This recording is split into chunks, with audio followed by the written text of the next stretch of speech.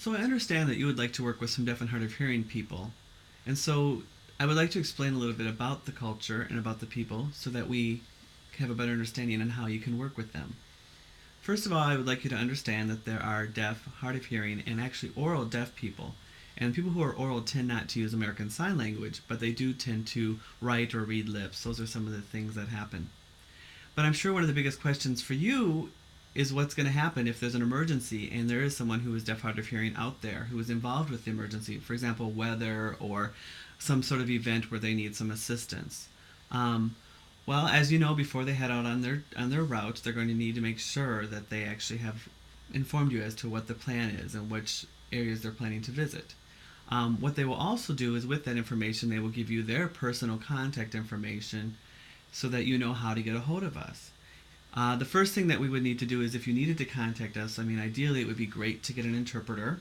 If you couldn't do that, we could always do note writing.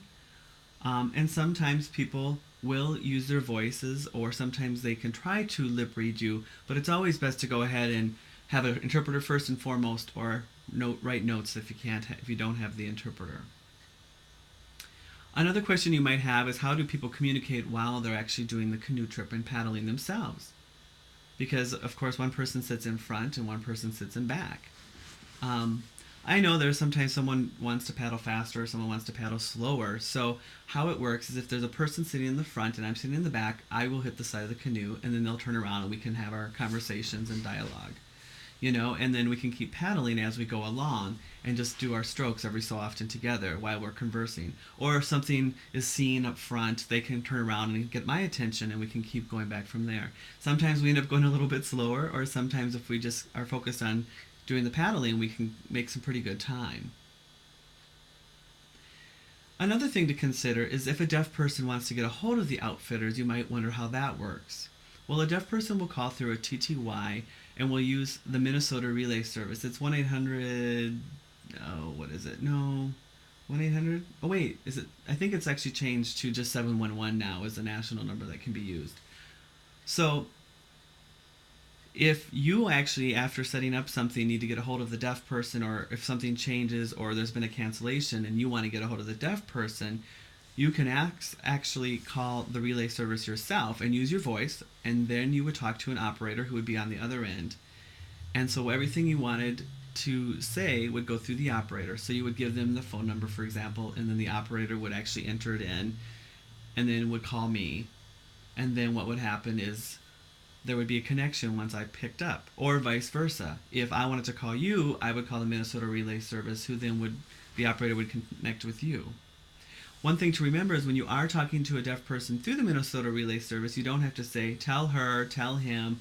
You can talk directly to us. There's no reason to talk to the operator. It's not like she has to say, you don't have to say to the operator, tell this person this or tell that person that.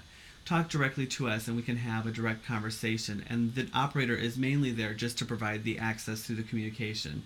You don't have to speak to me in the second person or third person or anything like that. Just make sure it's directly to us, and then we can go through that. And then if I ask a question, what would happen is then the operator would read it off of the TTY and she would voice that question to you, and then you would answer, and then we would just have our conversation through the operator.